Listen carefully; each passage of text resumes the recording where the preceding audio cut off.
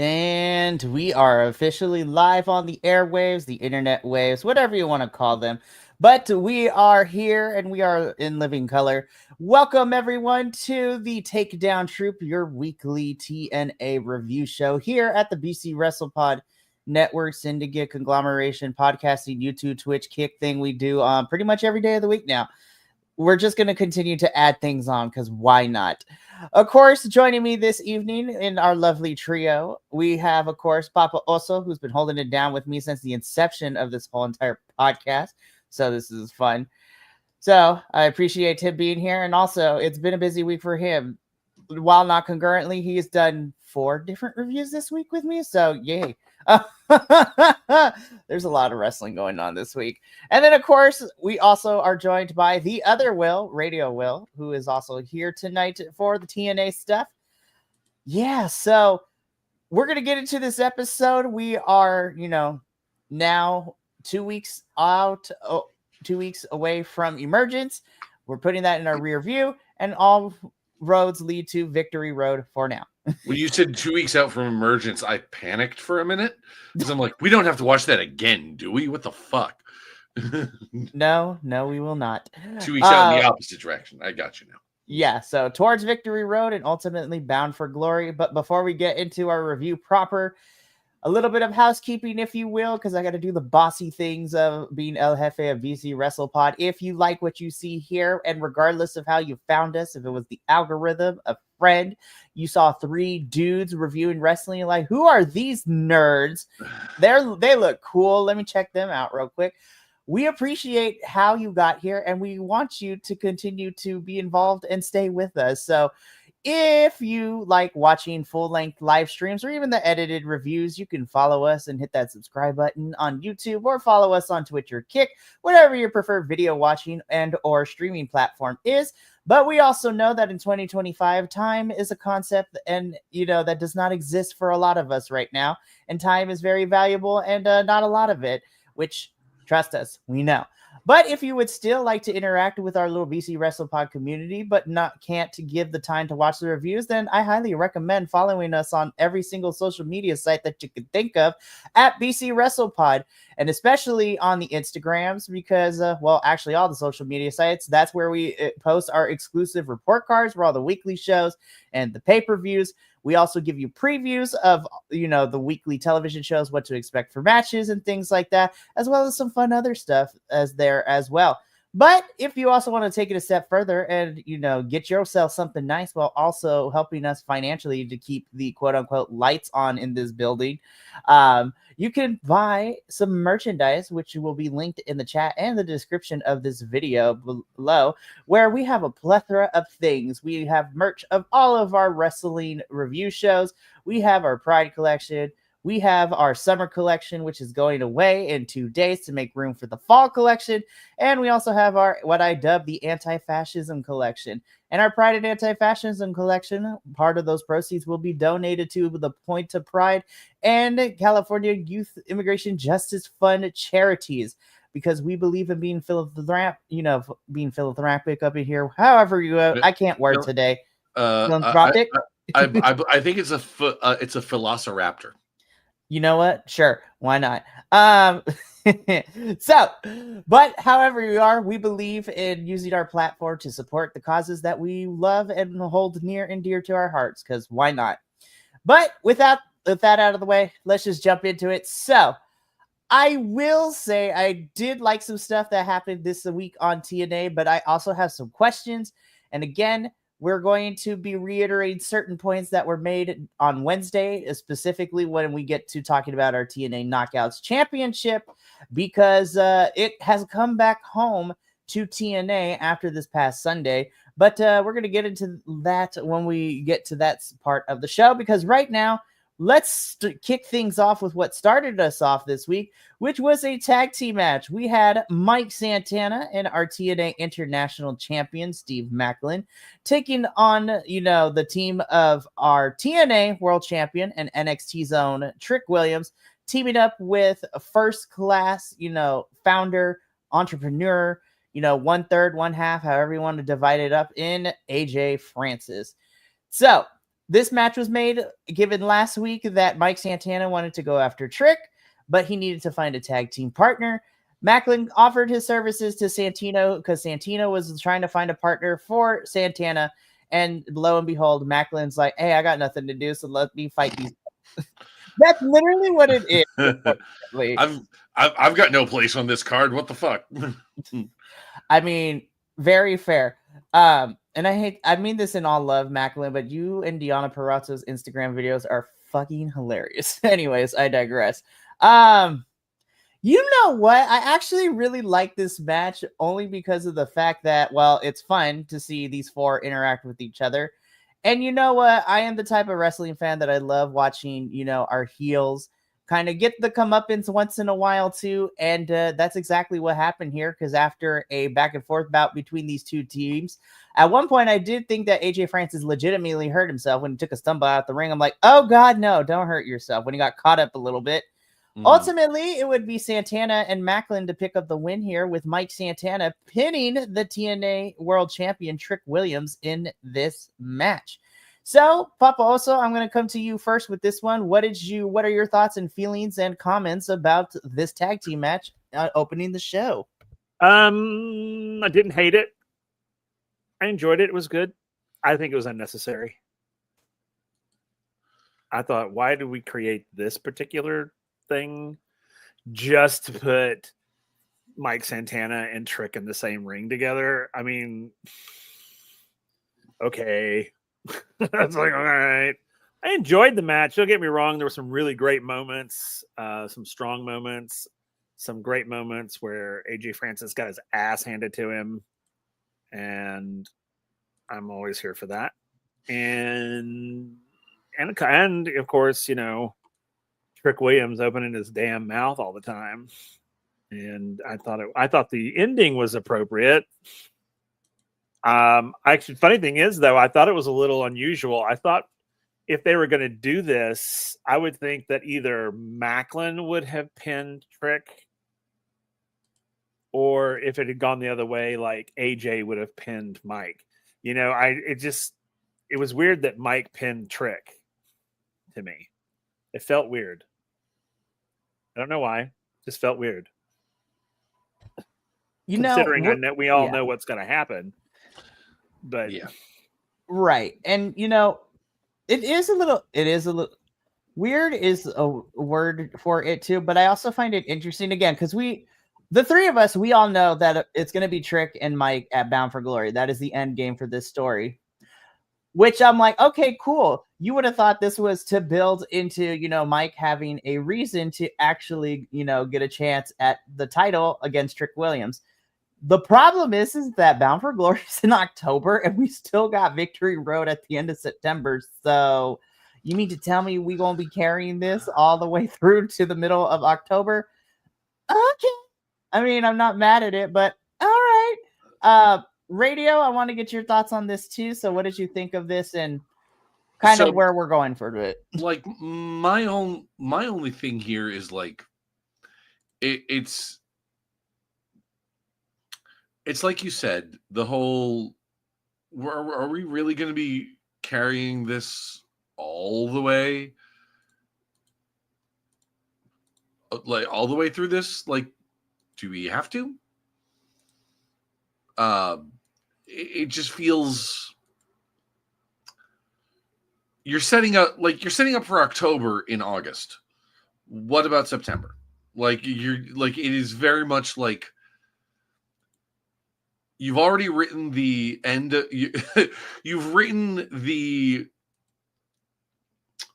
closing paragraph of your essay, and you've written the opening paragraph.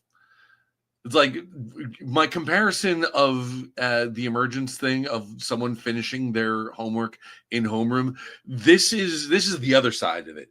This is all right, your essay is due in October. This is your thesis. Okay, this is my thesis. What the fuck else am I supposed to write?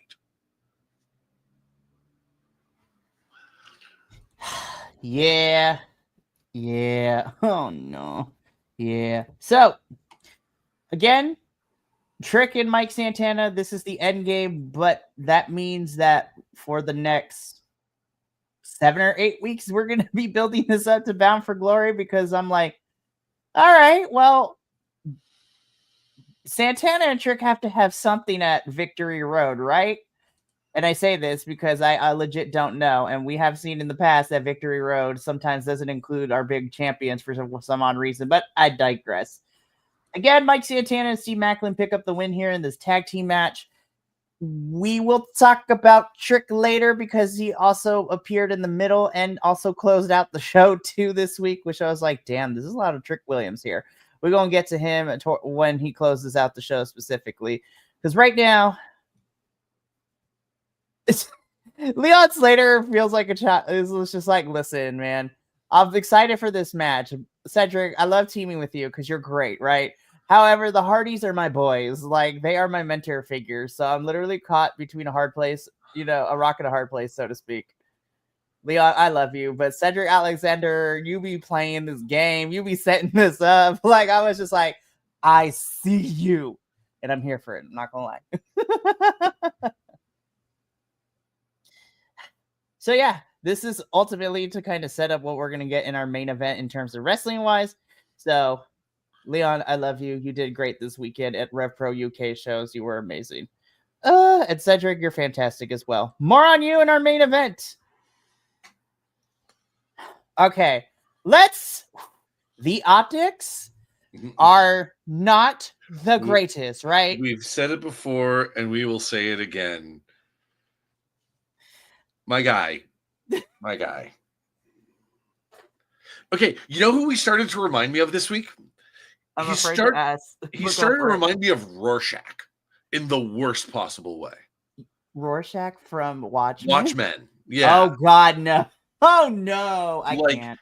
And not in the way, like, there's a lot of people out there. I understand there's a lot of people out there that either read Watchmen or watched the movie and be like, Rorschach is the coolest character in there. No, he's not. He is an unhinged individual and with a tenuous grasp on reality. It's the fact that people think that Rorschach is the coolest and that he was the right one, and it's like, and yes, I'm staring directly at you, Zack Snyder. It's no side eye. This is full on eye contact. Means you have hilariously missed the point of Watchmen. But yeah, so this is a bigger thing that we can discuss on a little bit because, Papa, you and I have this. First of all, let me get my thoughts in order, right? So this match was made last week. So we're getting Eric Young versus Myron Reed. This match was made last week when we had a backstage segment and encounter between Eric Young and Myron Reed. And I just sat there watching this. And by the end of this, I was just like, it's already bad enough that a certain program on Tuesdays has a group called The Culling and still is going with it. It's another thing that on Thursdays, I'm watching Eric Young continue to have this idea of a cleansing.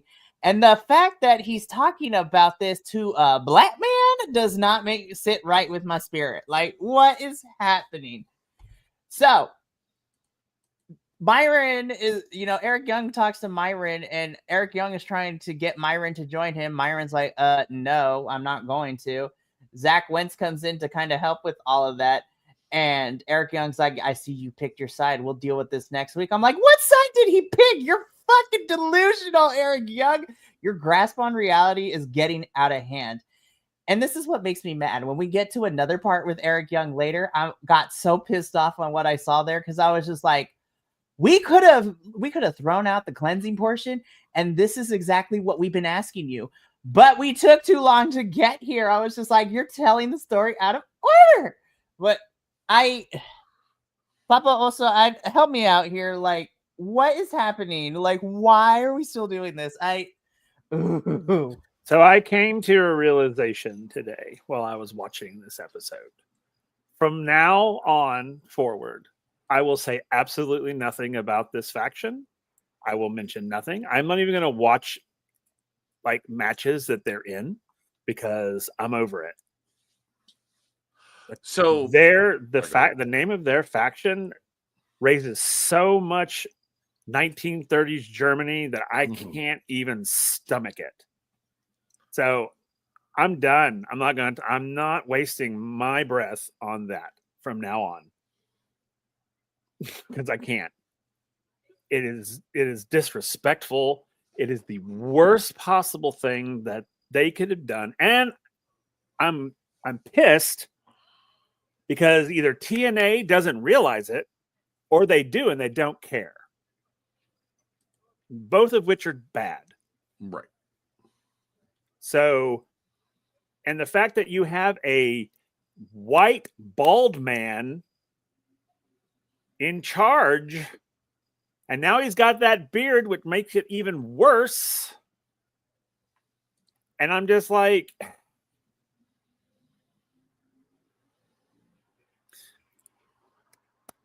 I have nothing. I have nothing.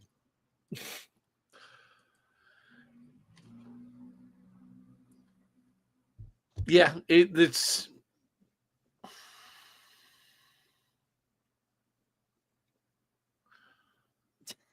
yeah, there's really nothing else you can say to that. That he hit the nail on the head. Yeah, so Eric Young beats Myron Reed through shenanigans, and I was just like, all right, let's move on with our lives, because I felt gross. I was just like, I can't with this character. And I'm like, this is a whole different type of discussion we could have. But I'm okay, like, and I got one other thing I got to say. And then go for it. The other thing I'm also pissed off about is that the other performers, the other artists, the other wrestlers are contractually obligated to go along with it. Yeah, that's not the fun part. So I really hope, and I'm gonna give benefit of the doubt.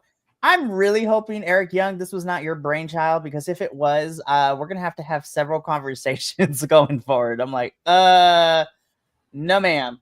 Anyways, let's move on though, because unfortunately we gotta briefly talk about Eric later. But there is one fear I have in that regard. And especially like given like some of the movings and shakings of sort of the larger wrestling community in here, about him, I know I have said that I hope Killer Cross comes to TNA because TNA needs a shot in the arm in terms of talent. Don't put him with him. No, please. Like, I mean, I know his whole look is kind of like custom. His whole look and his delivery is like custom tailored to that kind of visual, but please don't. Again, the optics would be very bad, especially the fact that Killer Cross is Ellos es un Boricua. He is Puerto Rican, which would not be great. I was like, I can't. So let's move on, because unfortunately, Eric Young, we got to talk about you later, and the less time I got to spend with you now while you're going through this character arc, the better. So I don't know why Danny Luna, you look so sad in this picture. So we get a quick promo, a pre-tape promo from Danny Luna, solidifying her becoming more heelish and actually being a heel. And that it's literally, this promo equates to it's Danny Luna's time to actually get that. It was like, you know what? I'm here for a more vicious and vindictive Danny Luna. It gives, it's a lot of fun. And again, perfect person to do so, because she's literally a monster. Homegirl is built to destroy people, and I'm here for it. So heel Danny Luna all the way, here for this. We're going to talk about her later too, because we're setting up a lot of stuff. So again, this is TNA. So we try to stick to TNA, but we have to bring this up because it does involve one of our lovely TNA knockouts. So this past Tuesday on NXT, our general manager Ava announced that the Speed Championships for WWE will both be coming to NXT. So both the men and women's Speed Championships, and the women will be holding a tournament to see who will face the current women's Speed Champion in Sol Ruca, with one, wrestler from each brand of to see for what it is. So I'm trying to think. I forgot who's representing Raw, but Candice LeRae is representing SmackDown. Zaya Brookside is representing TNA, and we have Fabi Apache representing AAA because AAA is also getting involved in it, which is kind of crazy to say. So I only say this because this upcoming Tuesday, Zaya Brookside will be facing off against SmackDown's Candice LeRae. On paper, this should be a pretty good match because Candice is great. Feel like the Fed hasn't used her properly, but I love seeing Zaya Brookside also cross the line too because I think she's fantastic and great in her own right. So that is the reason I put this in here. Which also kind of leads into a talking point that we started on Wednesday, and we're going to continue it here. So, you guys, the TNA Knockouts Championship is back in TNA, and it is on Ash by Elegance, who won the triple threat this past Sunday at Heatwave. First and foremost, let me start off with a positive. Ash, I love you. I have a bias because you are one of the first wrestling interviews that we ever did, and you're awesome.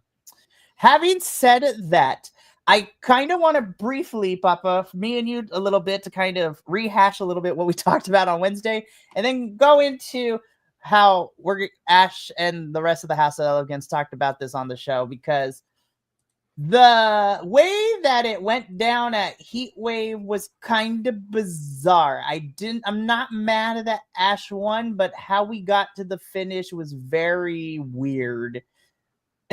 Because what ended up happening is that the numbers game for JC and Ash were, crazy because both teams were doing stuff to everybody else. Masha's the only person who was out here on her own.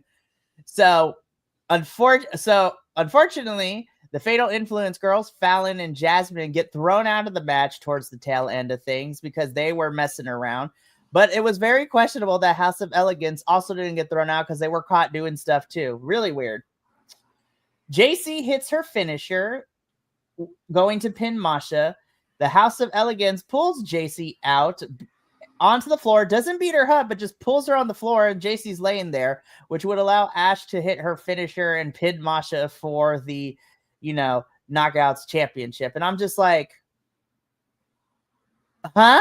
I was just like, all right, I could see where producers stuck their hands in this. I was like, you're going to throw out one group, but don't. I was like, whatever, it's fine, I guess.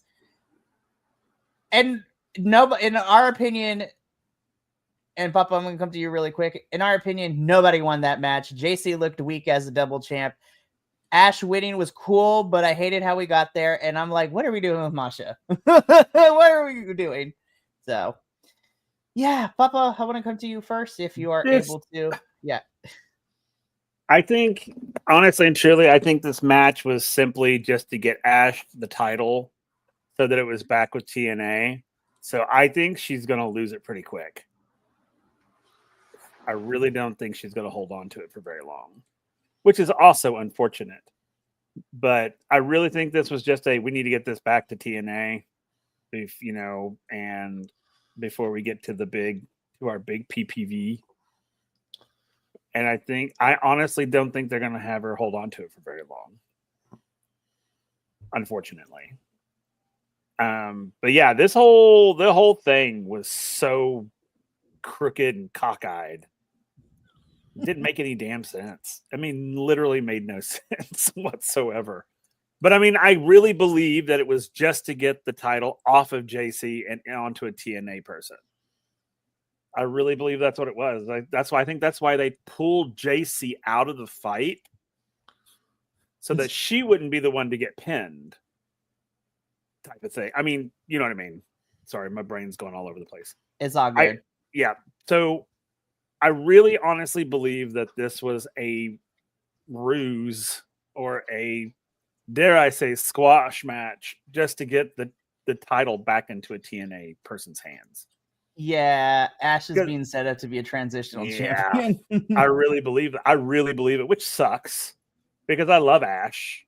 And I think it would be fun to have her in that for a while just because she's so fun. But I think I believe they're trying to get all the TNA titles back to TNA. And I think this was just and dare I say that they're treating this one as not as important as like the Trick and Mike Santana thing going on, which is sad because this match could have been badass. But I literally feel that it was just to get this title onto a TNA person and on Ash, and she was the logical choice because if she wins the title, holds on to it for a couple of weeks, loses it at like say the big PPV, then everyone would be okay with that. Right. Which kind of goes into what we saw here. We're getting a live celebration next week on another live episode of TNA. And every time I hear live episode of TNA, like I get PTSD. Yes, radio. I'm too lazy to pick up the camera right now. Yeah. So yeah, that's apologies, radio, but yeah, that's kind of what went down at Heatwave. Me and Papa here talked about it during the Heatwave review on Wednesday. And we all saw, we're getting a celebration next week. Like, what are your thoughts about this whole thing about Ash getting the title back for TNA? Like, it's fine.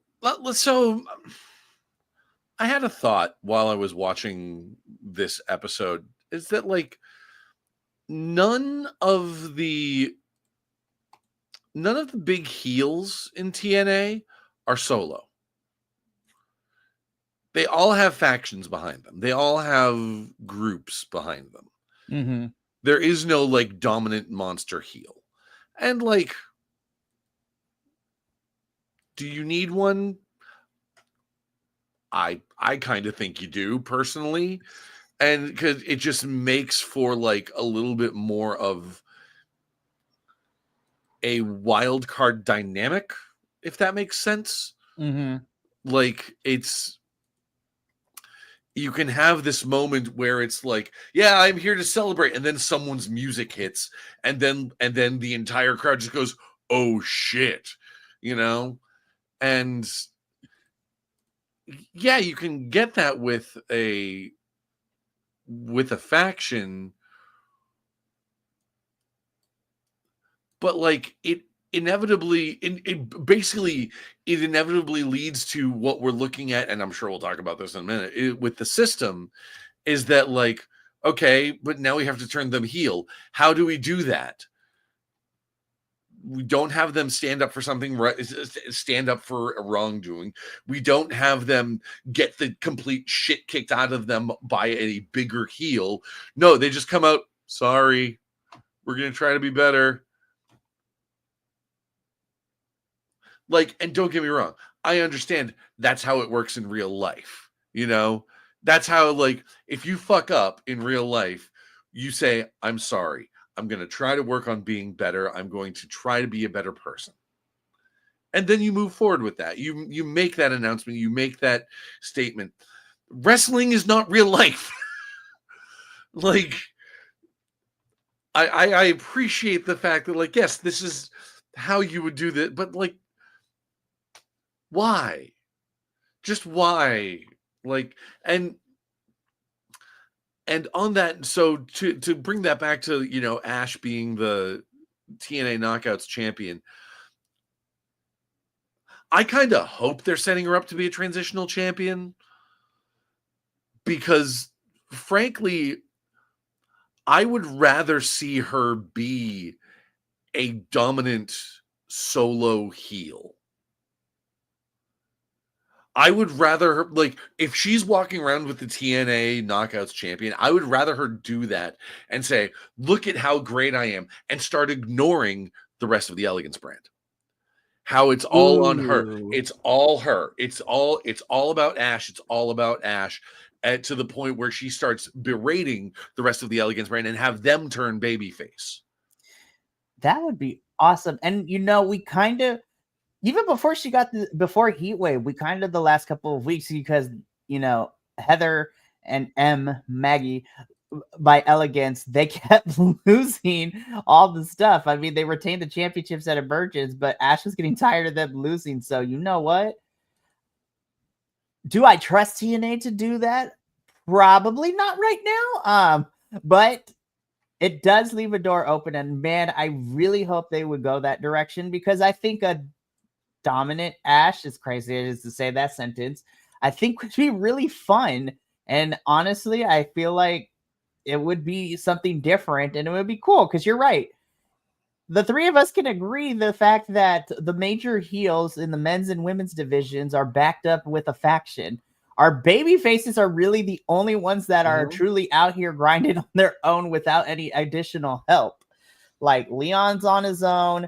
The Hardys are kind of on their own. I mean, Leon and the Hardys have a relationship, but they're out here on their own. Mike, Macklin, Masha. Well, and the other thing about that is that when you have all of the heels are in factions, are in stables, it almost creates a default stable of the baby faces. Mm-hmm. Because they all have to team up now to deal with the fact that all of the bad guys are in factions. Yeah. And then the like two heels that aren't in factions are annoying as fuck. I'm looking at you, Frankie Kazarian.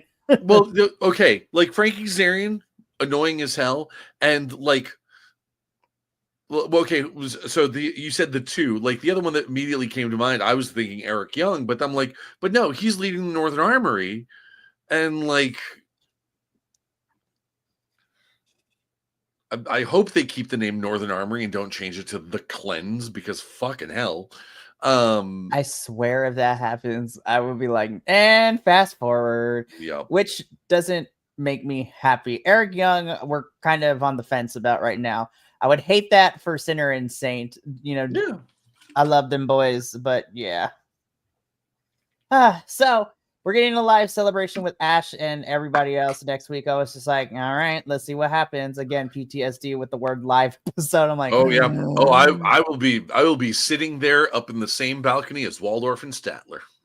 Oh Lord, just waiting to make the jokes. Alrighty, so Ash, love that you got it. I just hate the how we got here for you, girl. Because damn. Anyways, let's move on. Speaking of running it back, I was just like, how many times have we seen this match? Like, I'm so okay. So again, the Inspiration take on Fallon Henley and Jasmine Nix, NXT's Fatal Influence. You know, JC, their leader, lost the TNA Knockouts World Championship at Heatwave, and the cracks are continuing to show on NXT as JC and Fallon are truly becoming stepsister to. They are Cinderella stepsistering Jasmine and bullying her and dogging her out, so to speak. So I was like, Jasmine is about to reach a breaking point.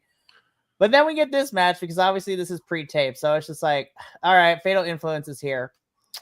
Inspiration, girls, I love you, but TNA be playing in your faces. This is the second time that you went up for this championship. You should be tag team champions. I'm really hoping that if we get one more match with Inspiration and the Elegance brand, that TNA actually gives the titles to these girls. Because I'm like, what are we doing with them? What are we doing?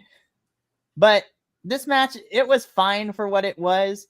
I was happy to see the Inspiration girls pick up a victory because for a brief moment, I really got scared. I was like, oh God, what if they let Fatal Influence win? But I was like, no, because JC lost on Sunday. We can't have these two win. But thankfully, that did not happen. I feel that.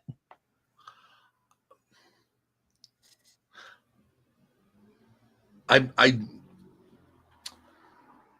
don't want to ruffle feathers. You know, I know that the Inspiration is a favorite team of most of the people on this podcast. I don't get it. And you know what? That's fair. They have not impressed me.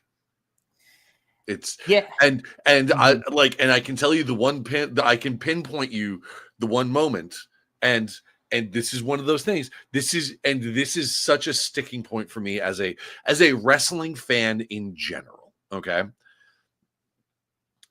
you can have all the charisma in the world, all of the technical skill in the world, the best physique, the best athleticism, everything like that. If your finisher is ass, you cannot impress me. The fatalizer, ladies, is ass. I mean, you're not wrong. I get the setup. I get what you're going for. You're going for what did the Good Brothers call it? The Magic Killer. They're going for that kind of thing. They still use it. Well, and here's the thing: like when the Good Brothers do it, they get them like really up there and like sort of like spin them up in the air, and it works. When the Inspiration does it with it sort of sets it up as like a back suplex to start, and then when they go to do it together, they're just kind of like gently rolling their opponents onto their stomach, onto the mat. It's like it looks like it does nothing. It's like we're just gonna hold. All right, we've got you up, and we're just gonna sort of gently put you down. That was your finisher. So, of course, and you know what? Radio, like we can call it out as it is. Of course, I am the biggest Inspiration fan, but that's because and I will be the first to admit it, and I'm okay in admitting this. I'm holding on to their first run in TNA, which was fantastic. Since returning, not as much. I was like, I love these girls, I really do, but themselves and TNA has not done any favors with me. Like, why are they back? Like, I love them dearly, down, but yeah, they haven't been shown in the greatest light, and I'm not happy about it. But I digress. But also, your thoughts on anything about this match, about what's going down? Like, yeah, I was not impressed with this match at all. Fair. Which is unfortunate because it's a women's match and I should be, and I really wasn't. Yeah. I mean, that's really it. I mean, it was like, oh, okay. It's like literally it's same shit, different day. Like, you are not wrong. No. Lather, rinse, repeat. Yep. Inspiration win. Woo. Trick Williams out here calling his lawyer. We're gonna get him to Okay. This hit me in just the wrong way. Because I know exactly why they did this. Oh Lord. It's because of the situation with Raja Jackson and Psycho Stu. He assaulted, calling out Mike Santana for assaulting him. It's why that's crazy. For throwing a couple extra, very clearly worked blows after the bell rang. Guys, like AEW has this reputation of treating its fans like smart marks. It's like, oh, I understood that. We're like, I understood that reference. I know what that's talking about. This is referring to this one match from New Japan back in 1998 where such and such happened, right? Okay. TNA, don't treat us like idiots. Anyone that's like even kind of follows wrestling has heard rumblings of that story. Even if you don't know like the promotion that it happened in or like the name of like the people involved, you heard somewhere that there was a wrestler that got the shit kicked out of him by Rampage Jackson's son.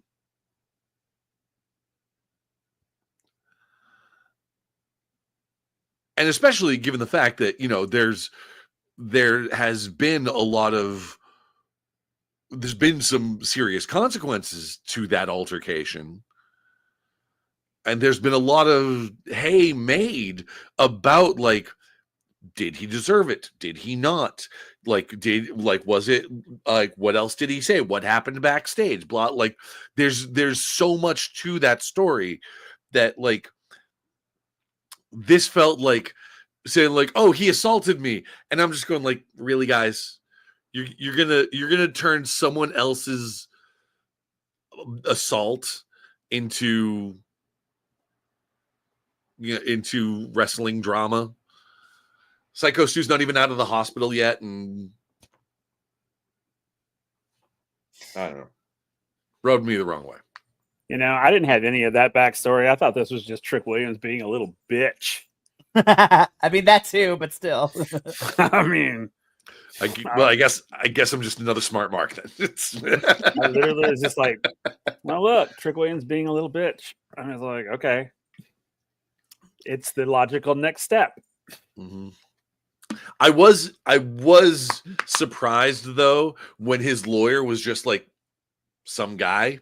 I like when he's like, "Oh, I'm calling my lawyer." It's like, "Oh, who's his lawyer? What sort of angle is this going to be?" It's like, no, it's some dude. We gonna talk about that when we get to the final parts of the show, because I was just like, Trick, sit your ass down. I was like, oh boy. It's all righty. It was someone from a local Baltimore indie that could, take a bump. Very fair. Okay, I just really want to talk about this quickly because I was just like, Ryan Nemeth needs to go away. Yes. Like, he reminds us that his big brother Nick Nemeth will be returning to TNA next week. I was just like, shut up.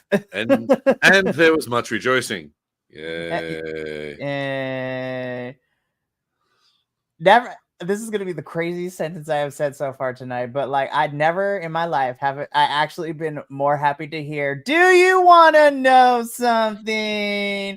I was like, you know what, Alicia, you get on my damn nerves half the time, but girl, yes. I was like, with this instance, I am so happy to hear that, which sets up this impromptu match between, Mr. Edward Edwards over here, Eddie Edwards, taking on Ryan Nemeth. And Eddie wins, and I was like, woo, and the crowd goes mild. I was like, we could have just taken this out. I'm not even gonna lie, y'all. Yep. So this is probably the one and only time I will ever be on the side of the system. I was just like, alrighty, well, I mean, we haven't said their faces now, but like, sure, fine, whatever. And like I mentioned earlier, this whole thing about like, oh, the system, we're baby faces now. No. Are you? Are you though? Or are they just struggling to write, or are they just struggling with the amount of heels that they've made on their roster and are now reaping that? I think the only way the system becomes any type of face is they have to break up. Yeah, I think so too. The system literally has to go away. Which it sounds like it's on. Well, okay. Here's the problem though: is like it sounds like they're on the way to that, but they're breaking up in the same way that like DX did initially. It was originally like, yeah, we are the system, and then this guy's going to kind of break away to do his own thing, and then this other guy's going to break away to do his own thing, and now we're just kind of a tag team. And then the tag team like wins opposite belts, and then okay, I guess we're over now. Out of all of the, the funny thing about it is if the only people I really give a shit about in the system, if they were to go face, would be Mr. and Mrs. Edwards. Honestly, I honestly don't care about anybody else, but I would love to see them flip because I would like to see Alicia as a face. Like full on, like face. I mean, because we've seen Eddie that way. You're not going to hear me argue about a hometown boy going babyface. Well, I would love to. I would love to see those two. Well, and to speak on what you're saying too, like again, I've really only been watching TNA religiously for like the last 3 years, but I also know about a bit of the history too. Alicia, when she was babyface, during like the 2010s era of TNA, during like the Jeff Jarrett slowly rebranding before Scott D'Amore took over, Alicia was a babyface and she was kind of great, which is fun, kind of crazy to say. But I would love for Alicia to go back to babyface, And Eddie Edwards too, because I think Eddie as a babyface is endearing. Literally, he is the underdog. He is your like everyday man archetype for this man has been wrestling forever. And like, yeah, I would love to see it, but I would like to see it because we have Frankie over there midlife crisis. doing all that BS. So I think it would be a really cool juxtaposition. Because I actually, believe it or not, now that time has passed, I would like to see an Eddie Frankie rivalry again, but one that makes more sense. And the roles would be reversed because remember, Frankie was the face in Mhm. that feud that went on for like 7 months too long. Yeah, but I it did. digress. But I think in this instance, it would be a different type of feud, because then it was all like, oh, we worked together and now we're completely like at odds with one another. But this would be more like, hey, I saw the error of my ways and Frankie, you're a shit and I'm going to take you down. Do it. You know? Honestly, I'm going to be so for real because it seems we're teasing Frankie and Macklin to have some sort of feud. And I was like, I'm going to be for real. I would rather see Macklin and Edwards, babyface Edwards, go at it because I think that would be a lot of fun. And you know what? Macklin don't need to be heel. Both of them can use, their morals and happenstances and all that. And I think it would be a fun. Who? that was a joke. I don't know if Macklin I was like, who? Can't decide either. So I was, like for all intents and purposes to ruin the joke because it's me. I'm just kidding. No, Macklin technically is a face, but like Papa and I were introduced to him as the heel when we started covering TNA, which has been, and honestly, we still don't even know when the turning point truly was for him to become a face, which was really weird. But Eddie Edwards wins, kicks the shit out of Ryan Nemeth. We're here for it. Like so this whole situation, I was watching this earlier, and I'm watching this whole situation. It's like, Danny Luna versus Indy Hartwell. Okay, fuck Rosemary, I guess. It's I was like, yes. I was like, what is happening right now? Like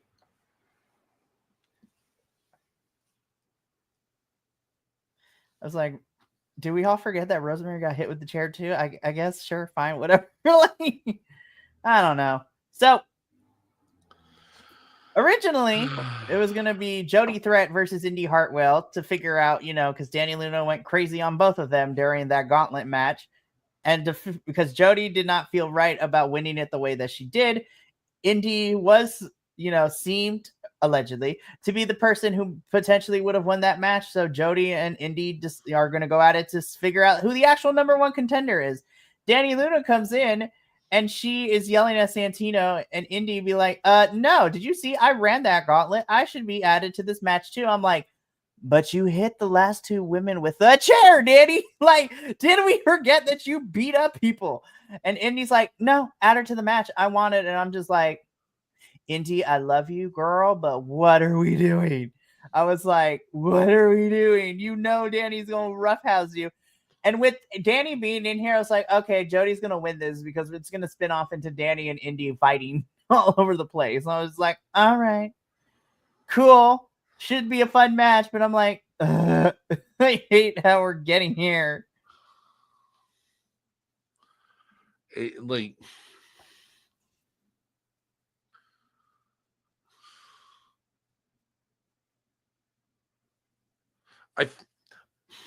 I feel like a language arts teacher watching this and just sitting here like I want to like take a giant red marker to whoever wrote the script for this. It's like, okay, basically just go like, where's Rosemary?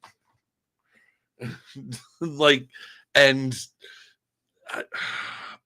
it hurts. It hurts. It's like, it really does. I've said it before, and I'm guarantee you I will say again. Hey, TNA, I can write for you if you want. Like, I'm a pretty good GM. anyone that's played in a game that I have run, I can write a good story and like We work promise. with people to, you know. They All don't three care. of- all Oh, I'm three of sure they us- don't. They don't I'm care. sure they All don't. three of us can. Like, I mean, I don't. I claim think to be- TNA just Yeah. likes shitty stories. It's crazy. I was just like, listen, I'm not saying what I would write would be the best thing, but it would damn sure be better than what we're seeing on our screen. Hell, Papa also here, literally, you are a theater professor. I have seen you write things on napkins that are better than what we're witnessing on our screen. You literally have whole published plays. Like, come on now. Like, what are we doing? What are we doing? Speaking of that, I've just started writing a play about women wrestlers. Yes. Very cool. So TNA, take notes. Hire Papa also and hire the rest of us. We promise. I can't speak for these two. I will do it for free. Like, no lie. For real. Oh no, I want to be paid. Well, that's what I'm saying. I would do it for free, and I would ask to do it for the women's division because y'all don't know how to write their stories. But I digress. Anyways, so we're getting a triple threat between Indy, Danny, and Jody next week on the live edition of TNA. Oh, Lord help us. Okay. Like, finally, this is what we've been asking for the last couple weeks. But you should have started with this at the beginning and taken out, you know, the cleansing portion of it. Like, what? The biggest pet peeve I have with any story is like when you know this is screaming, oh shit, we should have did this before, let's do it now. It's like, no, you've already went a couple of weeks when this should have happened weeks ago to start off this feud, and now you want to do this? Why? Like, listen, Eric Young, we're on the fence with you, but it's just like, Joe Hendry, like, I love you, but like, what are they doing? Like, what are we doing? I was just like, this could have been an interesting feud had you started it off this way weeks ago, not in the middle of like 4 different stories for Eric Young and he fighting everybody. This was ass. I'm so mad for everybody involved with this. Like, this is crap. I'm sorry. I was watching a video on YouTube earlier. It came across my feed, and it was a very clickbaity title of like saying like, oh, worst match ever. Like, what, like, is this the worst match or worst pay-per-view ever? And it was for a match that was just earlier this year, back in January, the People versus GCW.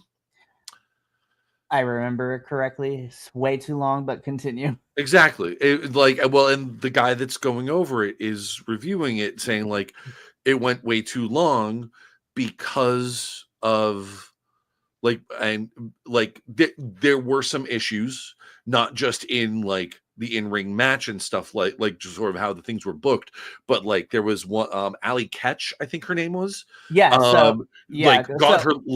her leg in 2 places. No, so it's that's exactly what happened, because Andrew, I, the professor, you know, the 3 of us here at BC WrestlePod, we did a whole live watch along for the People versus GCW. It was like a 5.5-hour show, but we waited for like 45 minutes because, again, we're in New York and the commission, the sports commission, like has to have, you know, certain rules in place. And so when Allie broke her leg, they had to take her to the hospital, and we couldn't continue with the rest of the show until when the other ambulance came to replace the one that left. And I was just like, it was a whole crazy mess. Yeah. Well, and anyway, like, and I'm watching this guy's review of it, and it's like his ultimate takeaway was like, it's definitely not the worst pay-per-view of all time. Like, people are evidently comparing it to like Heroes of Wrestling. It wasn't that bad, you guys, I promise. And it's like he said, like, and the guy that was reviewing, he said like, it was bad. Don't get me wrong, this was a bad pay-per-view, but it's not that bad. Like, and a lot of it was due to stuff that was beyond their control. But this guys. And like, but there was another detail about that particular pay-per-view that like got me thinking a little bit, and it was the bit with PCO. That was PCO wild to watch. came out, like, who at the time was the TNA Digital Media Champion, comes out and just starts smashing that belt with a sledgehammer. And evidently at the time, everybody thought it was a work. Nobody's seen him since. Well, at least in major promotions. For those of us who he and Scott D'Amore are linking up, and he's been in the Maple Leaf Pro Wrestling shows. But I get where you're going, what you're saying. So, and I have to imagine that like there's a part of that. Pair that with the overarching NXT crossover that they're doing, and what I don't remember where I heard it, but I know that PCO used to be in WWE, but like kind of like I believe part of the Quebecers, I believe is what he was. Yeah, but like, and it just never clicked for him, and like a lot of it was because of the politics stuff. So, knowing his previous relationship with WWE and everything that's happened with TNA over the last couple of years, Scott D'Amore, NXT crossovers, everything like that, he like that display has to be like, that is definitely that was an omen. And looking at what's happened to TNA in the year since, you know, like it's starting to feel like he saw the writing on the wall and was like, this is all going downhill because they're going to try to get in bed with WWE and TKO. And so, yeah, no, fuck that shit. Yeah, this whole entire sequence of events, like, I'm going to be honest, you guys, I don't care about this feud because it's too little too late for me. You should have given this to me like Round Slammiversary time, maybe a couple weeks before. Shoot, I would have taken this beginning at like Under Siege when Joe Hendry had nothing to do at that pay-per-view. Like, I don't know. Papa, I want to get your opinions on all of this too. Again, we don't have to talk about Eric Young, but what is going on with Joe Hendry? Like, what? Why? Like this? Ooh, I don't understand. I don't either. I don't get it. I don't understand it. I don't think I want to understand it. It's just honest when it comes to Joe Hendry, I feel like he's just kind of treading water until his TNA contract runs out because of the memes, that dude can write a check to wherever he wants to go when he's done here. Like, he is absolutely looking at WWE or AEW or another one of the big promotions, or hell, like maybe even like he might even be looking at like going to New Japan, because if there's one person who could definitely use to go to the boot camp that is New Japan, it's Joe Hendry. He's got the charisma, he's got the mic skills, his in-ring performance is okay, but it could use a little work. Give him a year or two in Japan, and you've got a masterpiece right there. You know, you know what? Have Joe Hendry, you know, even if it's for like one match, like have him go back with our homeboy in New Japan, Yuya, who's killing it right now. And, you know, who's being touted to be the, you know, second incarnation or the newer generation incarnation of Tanahashi. So that's crazy. So, yeah, but I'm just like, I don't care about this feud. It really upsets me because of the fact, you know, with all of this, but I'm just like, whatever. Don't care. We got to move on, though. The numbers game was too much for Miss Sade over here, not the singer. Mara Jade. I every time I see her name, every time I hear her name, it's like that is a Star Wars reference. So we got this match, Mara Sade versus, you know, Tasha Steelz. I hate the reason that we're getting this match was because over Tasha like not liking Mara's painting from last week. I was like, that's stupid.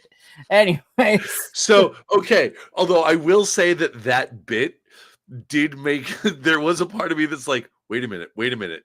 Does that mean Claude might come to TNA? Oh, Which, Lord. if you're not familiar, Claude was the art critic manager persona of Brian Zane of Wrestling with Regret when he went to perform with JCW. I forgot about that.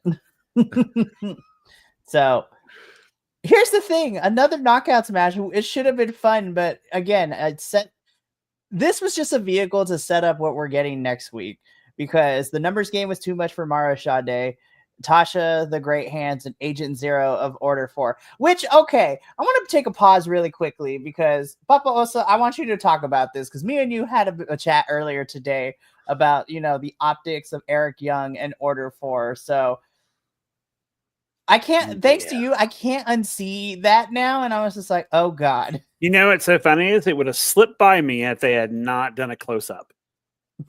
But they did a close-up, and that's what set me off. What is this? Because I'm like, why did they do a close-up of that?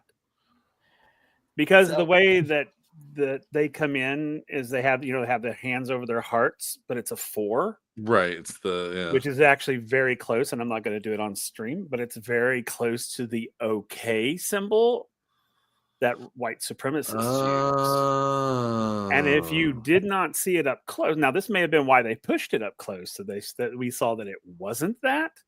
But personally, Mustafa and them, they should rethink that. Yeah, because it was. I mean, they closed up on it, and I was like, "Wait, why are we close? Why do we do that?" Yeah, because. Yeah, I'm like, so I was literally like, oh God, what the hell is TNA doing? What are they doing? It's like there is also a certain, like, when you bring up Agent Zero, like, he concerns me.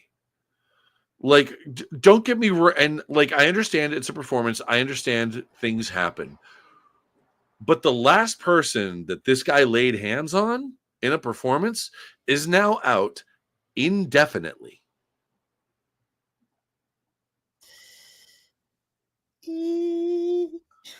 So, like, I understand. He said he's in the indies. I know people have said that he came from the indies, and that's fine. That the indies are great. Like it's me. I love the indies. But how much time did he spend in the indies? How green is this guy? How, like, if he's throwing people around, and once again, it's on the other, like, there's also the other aspect too. JDC has been in the game for a long time, and he was another one of these guys that's known for sort of throwing his body around, and you can only do that for so much time before your body starts to break down, so, like, it may have just been a perfect storm of wear and tear on your body and guy that's greener than grass, and I don't know. It's just there's some concern. I have some concern there. Yeah, TNA is making some very questionable decisions right now. I mean, granted, even last year they were making some questionable decisions, but now, like, we were okay. We get the first half of this year, and this whole summer, I'm like, oh Lord, what are we doing? So Mara Sade loses, Tasha Steele wins, but Tasha and the Great Hands and Agent Zero begin beating up on Miss Sade, which then sends the Hardys out for the save, which is setting up the Hardys and Sade versus Tasha and the Great Hands next week. Yeah, moving on. Main event time. This is. I was just like, we get the Hardys versus Leon Slater and Cedric Alexander. And I was just like, Leon and Cedric, love you both. Fantastic. The Hardys, I love you. But Matt, I thought you tweaked a knee. I was like, I thought he tweaked the knee. Because then he started hopping around. I'm like, gosh dang it, Matt. I was like, we literally saw what happened to Casey Navarro. We can't keep having people be out on knee injuries right now. No, JT would actually agree with me when I'm about to say this. He's a diehard Hardy fan, but he also is a man who also would listen to this too. And maybe you two could tell me I'm wrong, but I don't think I am. Can we safely say that Leon and Cedric kind of carried the Hardys through this match a little bit? Yeah. Okay. I'm going to say the same thing that I said about emergence matches, because babyface versus babyface, zero heat. Why did this match not include a heel turn? That's what I was saying. I was just like, this match should have included a heel turn, even if they wanted to do the whole thing of like Cedric, like kind of acting like the devil on Leon's shoulder kind of thing. Like do that and then swerve us and have the Hardys turn heel. You know, like I don't know how they would have done it, but if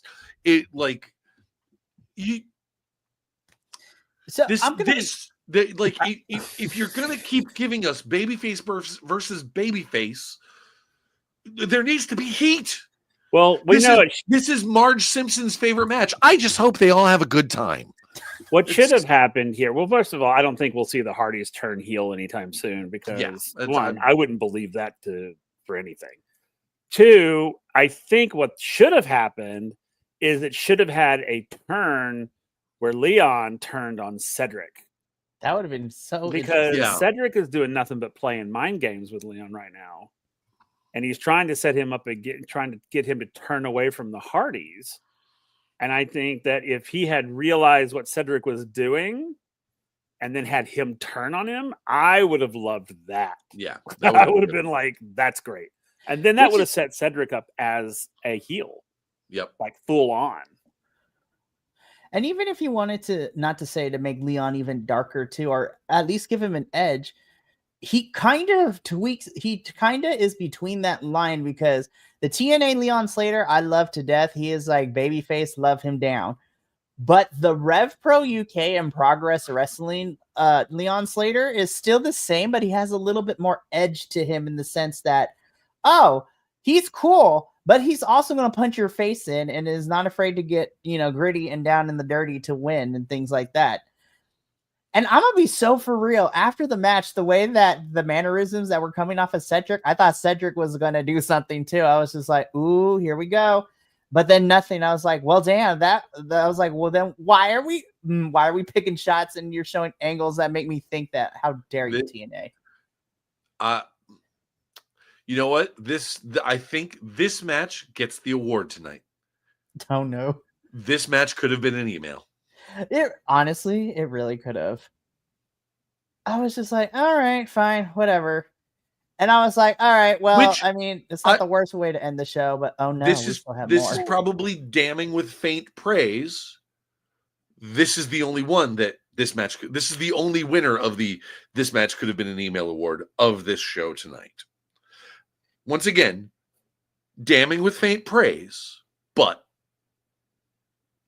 we didn't have an outcome for this. There's no outcome here. I don't know. Right. I mean, truly, and I agree with you. I think it could have totally been, a text message and not even an email. Shit. No, like an emoji, like a couple of emojis, and it's done. Been like, ha, winky face. Send. Yeah, but there was no outcome. There was no, what was the point?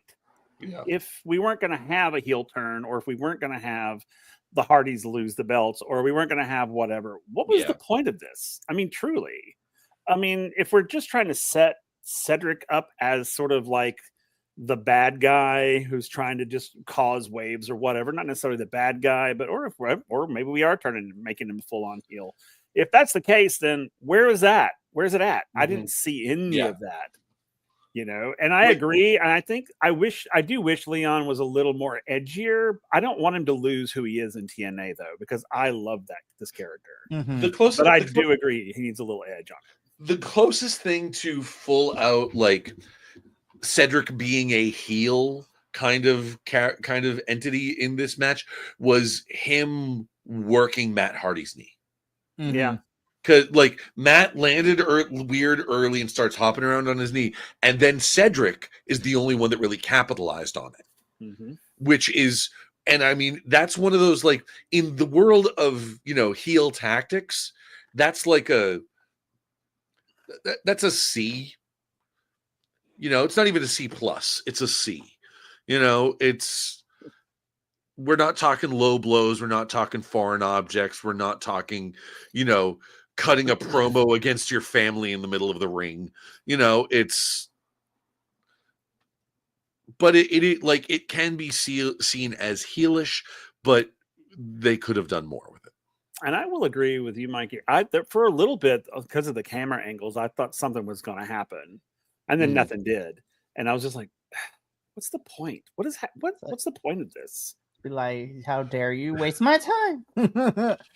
But yes, honestly, it was sort of like literally, it was like, what? What is I don't happening? get all that. Yeah. So I was like, all right, well, this is the way to end this show. And then I did not see the TNA logo pop up. I'm like, I checked my screen. I'm like, oh God, we still have time left. What are we about to witness? I hate that this is how the show ended, to be so for real. Trick Williams comes out and he's complaining about it. The lawyer's out there. The lawyer's just some random Joe Schmo dude off the street. Santino comes out, gives the lawyer the Cobra. Literally, this is an announcement that we already knew. What we called this, whatever. We called this since freaking not even Slammiversary. We called this way before then too. That is going to be Mike Santana and Trick Williams for this championship at Bound for Glory. I was just like, no. We still got Victory Road, you guys. What are we doing? No, see, it's worse than that. Oh Lord, help us. It's worse than that, because did you hear the announce team as the TNA logo comes out and the show fades out? Because they're saying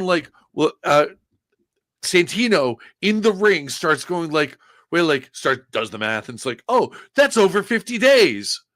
Bound for Glory. And then walks out. And the announce team's like, wait, what about Bound for Glory? It's after 50 days in the contract. Guys, we are not idiots. I swear to God, you guys, give us a little bit of credit. If are you angling to get this on PBS? Is this going to be wrestling for kids? So that they can be like, oh no, it could mean anything. No. They're obviously building towards Bound for Glory, and they've written the conclusion to their essay, but have no idea what that middle paragraph is going to be. And it's pretty much just going to be quotes that they pulled from Wikipedia, rearranged kind of slightly.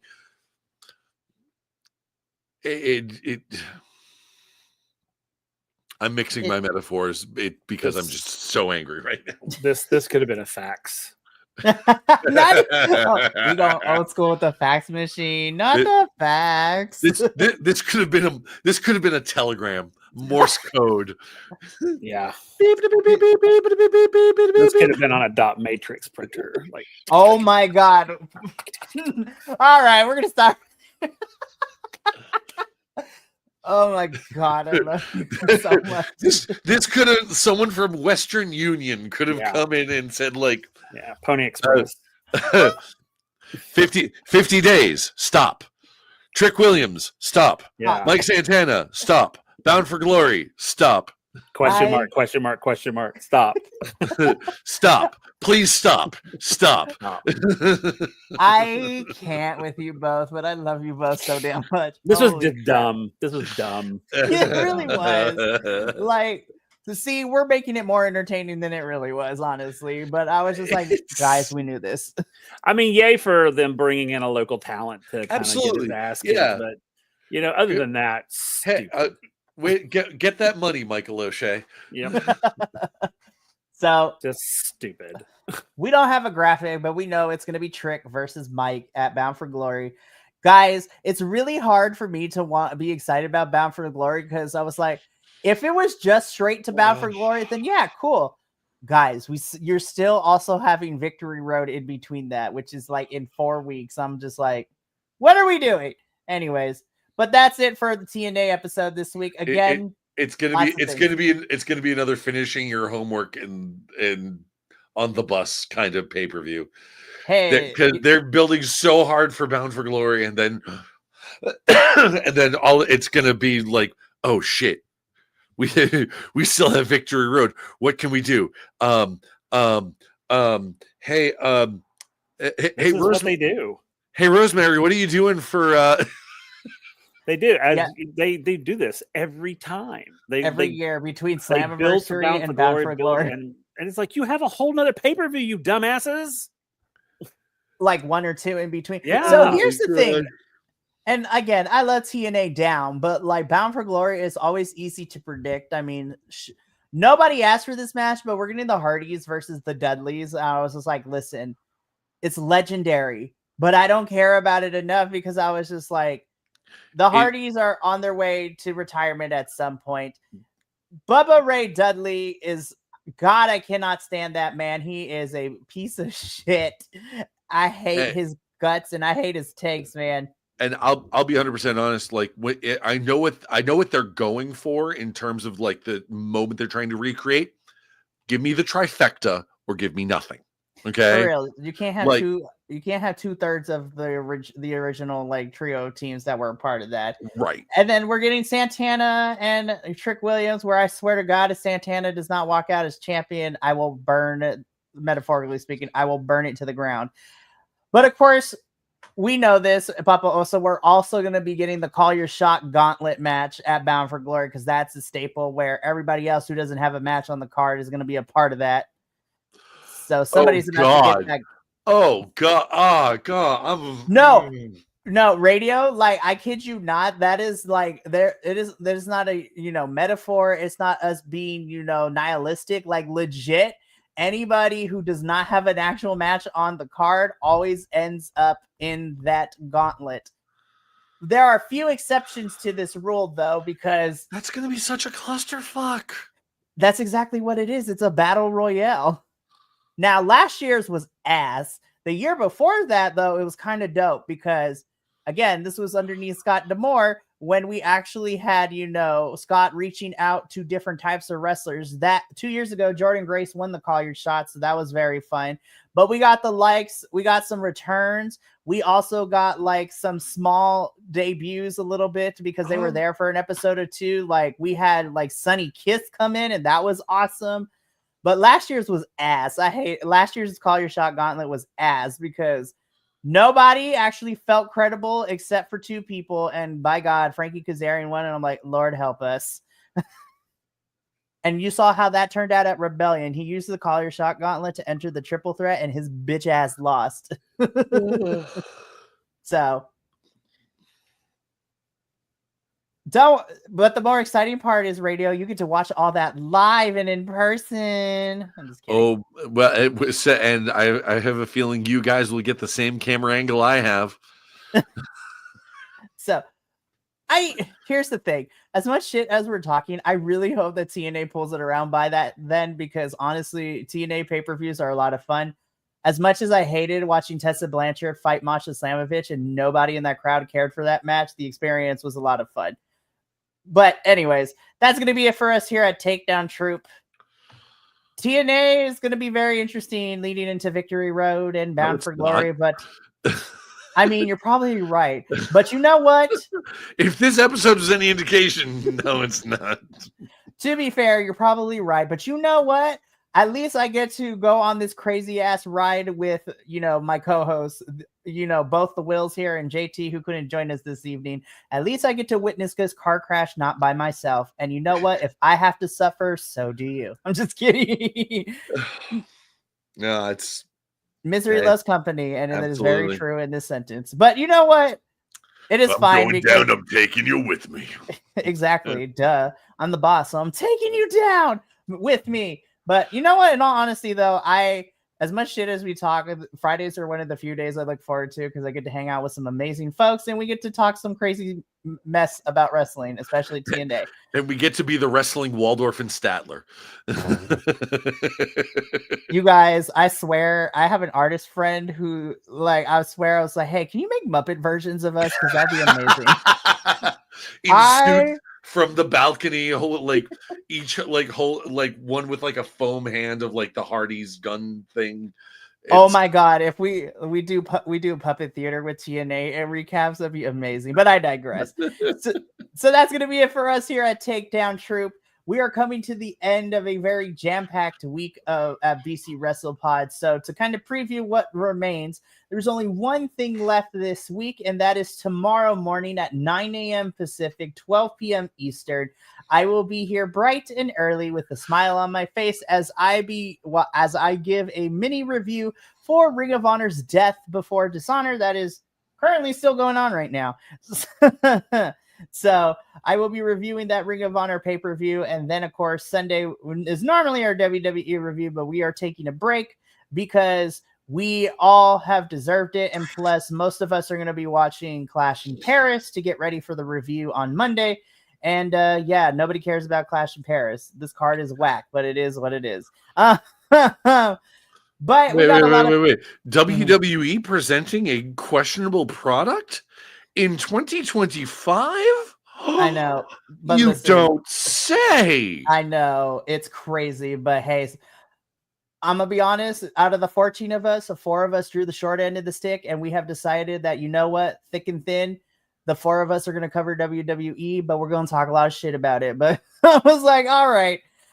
But hey, you know what? Because I watch everything and I'm always on these shows, I have a better week because like there are reviews like this where I'm like, this is fine.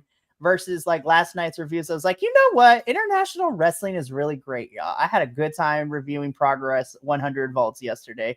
But you can find us all over the place, and we got so many things coming up. September is going to be a lighter month because there's not as many pay-per-views as there was the last 2.5 weeks. I feel like I have watched more wrestling in these last 2.5 weeks than I have all year so far. But we are happy that you are here to join us for this crazy ride. So for all of us here at Takedown Troupe and the rest of the BC WrestlePod family, remember, take care of yourself, love one another, stay iconic, and more importantly than anything, you always deserve to finish the story. I will see you guys, most people, tomorrow during my Ring of Honor review, as well as what we got going on next week. But until then, this is sayonara, adios, and until next time, peace.